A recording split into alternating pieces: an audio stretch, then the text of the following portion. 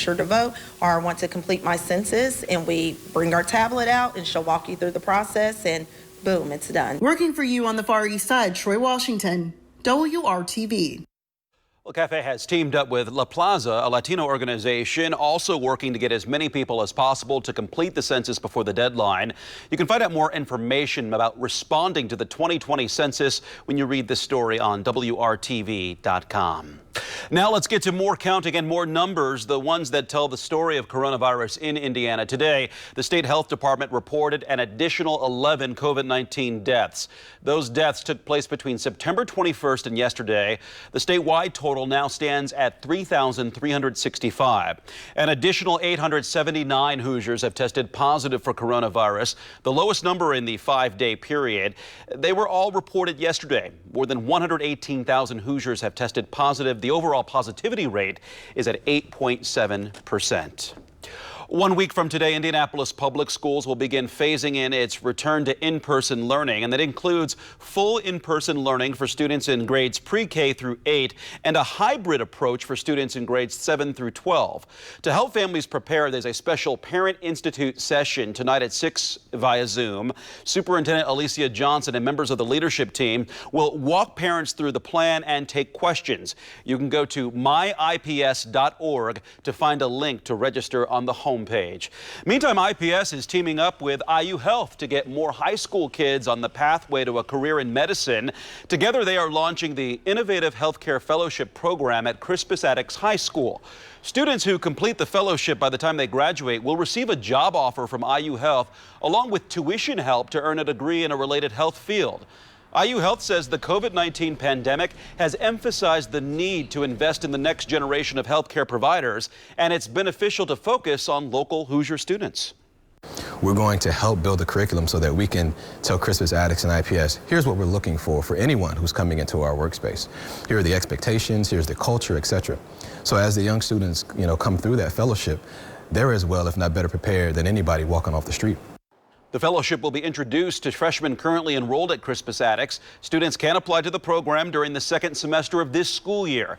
IPS says it will put more information about the program on its website. Gunfire is still a big problem in central Indiana. Over the weekend alone, at least 12 people were shot between Friday and Sunday night here in Indianapolis. The latest shooting happened just before 10 o'clock last night on the city's west side. Police say a man was found dead on Tremont Street near Michigan Street. Despite needing help to solve these crimes, the families of victims need help coping with the unspeakable grief. Angel Hall knows the pain of losing a child to gun violence all too well. Her son was killed in 2016. What's helped her is surrounding herself with women who can relate and who know the struggle, she says. Joining the group Purpose for My Pain, that does just that, giving her something to do with that pain. When these shootings occur, you are hurting a family. You're not just hurting that one person. You are impacting a whole family. When you kill that one person, you just killed the whole family. The group reaches out and supports other moms who have been impacted by gun violence, even through rent, utilities, and food assistance. Plus, they help the community at large, holding community walks and back-to-school giveaways. They try to give young people hope, something to do, and something to believe in, to help those who are hurting just like them. The Speedway Police Department is one step away from getting body cameras. The town council is expected to take a final vote tonight on the approval of a contract for body cameras. The plan calls for 38 cameras, enough to equip all Speedway officers on the street. The contract would be for 5 years, costing about $65,300. According to a police department spokesman, there is no timeline for implementation if approved tonight. The council meeting is at 7 o'clock. You can watch online on the town's YouTube channel. And by the way, IMPD is in the process of continuing to roll out its body cam program right now. We learned today that they are nearly complete with putting them into use in the east, north, and downtown districts. As of today, about 500 body cams are being used by IMPD officers. The department is scheduled to start deploying them in northwest, southwest, and southeast districts next month and should be done with the rollout in mid-November. Now to Democracy 2020 and the race for president. A bombshell investigation by the New York Times is raising more questions about President Trump's income tax history. The Times investigation says he paid just $750 in federal income taxes the year that he ran for president, as well as his first year in the White House, and no federal income tax for many years before that. This news comes as the first presidential debate will be held tomorrow night in Cleveland. ABC's Alex Perchet is now there. I am looking very forward to the debate. Thank you, everybody. President Trump may be looking forward to the first presidential debate tomorrow, but today it's his tax records that are taking center stage. This bombshell investigation from the New York Times saying it obtained more than 2 decades of the president's tax information. Data Trump has repeatedly refused to release, citing an IRS audit. ABC hasn't seen any of the documents the Times has obtained, but the information allegedly paints a picture of a president deep in debt with a series of financial losses.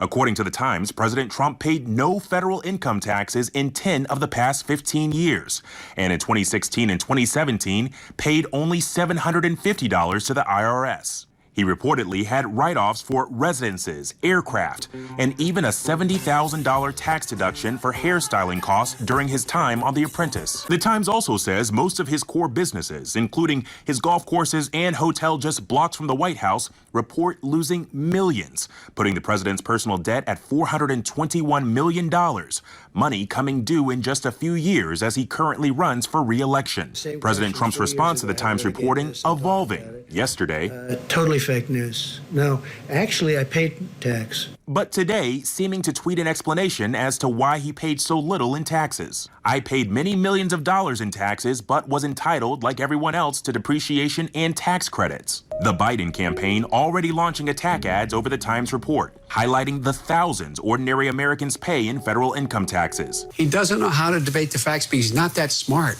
And all of this tees up the debate tomorrow here in Cleveland. Ohio is a crucial state, often seen as the predictor of who will win the White House. Alex Perchet, ABC News, Cleveland, Ohio. ABC's coverage of the first debate begins tomorrow at 8. The main event between President Trump and Joe Biden begins at 9 o'clock right here on WRTV. And a reminder, the deadline to make sure you are registered to vote in this election is a week from today, October 5th. Early voting begins the following day on October 6th. We have all of this, plus everything you need to know about absentee mail-in ballots up right now on WRTV.com/vote in 2020. Still ahead on WRTV tonight, hundreds of new job opportunities in central Indiana that we learned about just today. We've got the rundown of what's available to help you join the labor force. Plus, the debacle with delivery dates. Tonight, we take a closer look at the reason behind the delay if you've ordered an appliance to be shipped and the ways around the holdup. Still ahead. Yesterday's nearly 80-degree high temperature, just a memory. This is what's ahead for the week. We'll talk about how cool coming up.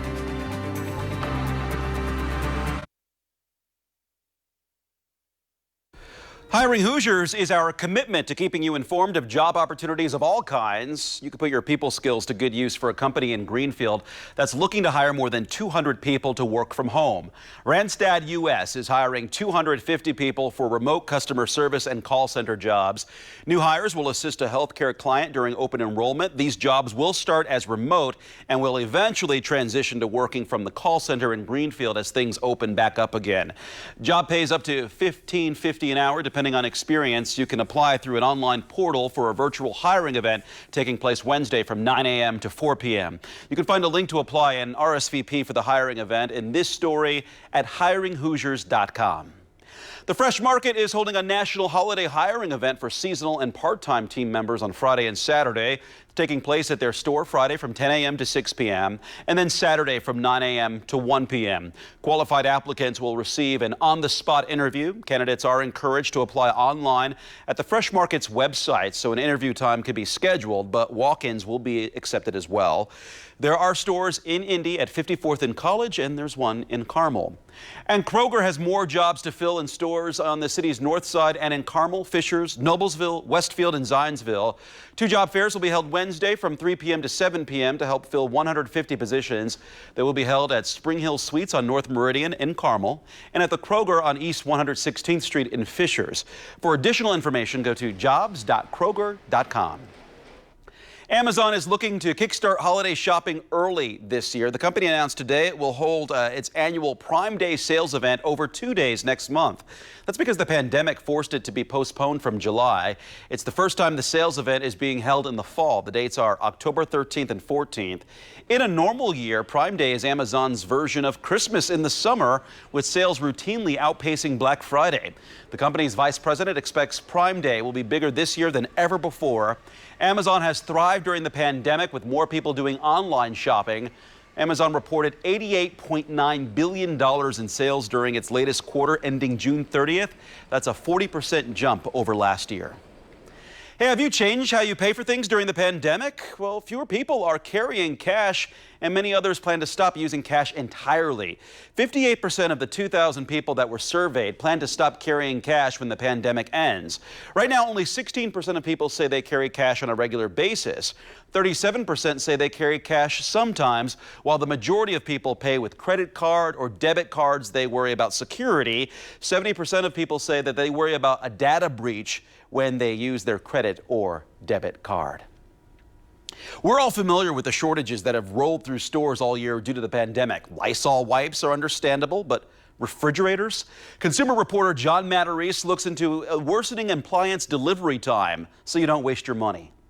Need a new fridge, washing machine, or microwave? Well, you might want to plan ahead because delivery dates are getting pushed further and further back this fall. It's the latest shortage this pandemic year, but to many homeowners, it's the most frustrating of all. We're talking the appliance shortage as stores struggle to get basic kitchen appliances to their customers. It started with freezers, and it's gradually gotten in any appliance category, so a microwave, range, anything. There are 3 reasons: springtime plant shutdowns, shipping delays from China, and surging demand as homeowners redo their homes this year. So from the Doesn't That Stink file, while you need to check delivery dates very carefully, the website mouseprint.org says you will find plenty for sale at Lowe's, Home Depot, and Best Buy. But Mouseprint found a popular Whirlpool fridge will not be available at Lowe's till December 10th. A Sears fridge that first said 3-day delivery actually won't be available till October 14th. And a Best Buy fridge just says coming soon. And that stinks if your old one just quit. Solution? Don't be fussy about brand or features if you need one ASAP. Bottom line, if you can be flexible about the model, you should be able to get something in a few days. So don't waste your money. I'm John Matarese, WRTV. And time now for your Storm Team forecast here. And we had some rain today, and we needed the moisture. But this comes off a beautiful weekend that we had, Kevin. I didn't get a picture of it, Mark, but I ran out just to stand there. I saw you cleaning your windows, though, to make sure you got a better look at the weather. Good. Yeah, I was cleaning windows over the weekend. I'm sure I wasn't the only one. And that pretty much guarantees it'll rain, right? That you clean something off and then it rains on there. Cool replaces RAIN, cool temperatures. That's the 4-letter word here of the week. Let's talk about the rain, the steady rain that brought as much as ½ an inch in some portions of central Indiana. Now off to the east into Ohio. The scattered showers back to the west will begin to fade away. Lafayette, the big winner in the rain sweepstakes. Of course, they had a decent amount of rain yesterday, 4,600ths, picked up an additional 1,600ths today. Nice rain in Tippecanoe County. As you look from the Motor Speedway to downtown, you see the cumulus clouds in the lower deck, and then higher up you still got some stratus and cirrus clouds kind of blocking the view. But temperatures have responded to the break in the cloud cover. We're at 64 in Indy, while Columbus and Muncie are in the 50s. Anything in eastern Indiana a little cooler because you haven't had the breaks in cloud cover. The rest of central Indiana has. Cooler temperatures over the next several days, with Wednesday kind of being a highlight. Temperatures will push close to 70 Wednesday. Then another cold front arrives Thursday. That will bring you cooler temperatures than what we have now. Not necessarily Thursday, 63. We can handle that. But temperatures by Friday and Saturday will be at their coolest. Tonight, mid-40s for the overnight low. For some spots, it's only a 10-degree drop from where we're at now. Tomorrow, and I think several mornings in a row, we'll have more sunshine in the morning, then pick up these cumulus clouds in the afternoon, but remain dry. Temperatures in the lower 60s tomorrow, just about anywhere across central Indiana. As you look at Wednesday, there's your morning sunshine, a few more afternoon clouds. It will be windy Wednesday. Wednesday's winds will gust over 20 miles per hour. That helps carry the temperature close to 70 for the afternoon high. As you look at low temperatures, then we start sliding down the other side. The core of the coldest air will arrive Friday into Saturday morning. Saturday's predicted low 38 in Indianapolis. Some outlying areas will be cooler than that. So I think frost scattered at least will be a good bet Saturday morning with clear skies and light winds.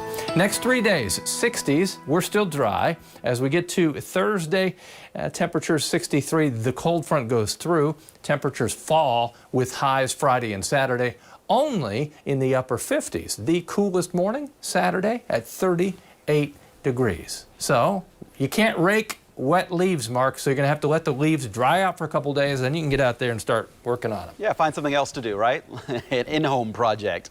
Well, Trick or Treat is a go in Carmel with special guidance in light of COVID-19. The suggested trick or treat hours will be between 5 and 8 p.m. on October 31st. It is recommended that all trick or treaters and their chaperones wear a mask if you're not able to maintain safe social distancing. Have the mask on when you go to a door. Only go to homes with porch lights on, which means those living there are handing out treats.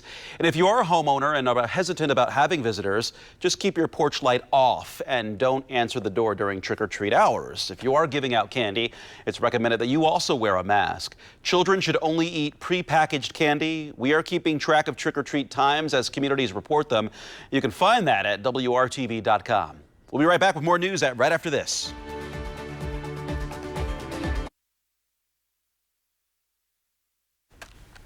There are all kinds of efforts underway to encourage you to make sure you're registered and exercise your right to vote. Even Barbie is taking up the cause again. There's a new Barbie doll encouraging people to vote. It's a relaunch of Mattel's Shero doll featuring activist and actress Yara Shahidi, but it's getting a fashion makeover. This Barbie doll wears a t-shirt that says, "Vote." Mattel says this doll will be available to ship October 9th, just in time for Election Day. The presidential election is a little more than a month away, and you may only need to look to one Indiana county to see how the race is going to shake out. Sound bizarre? It is.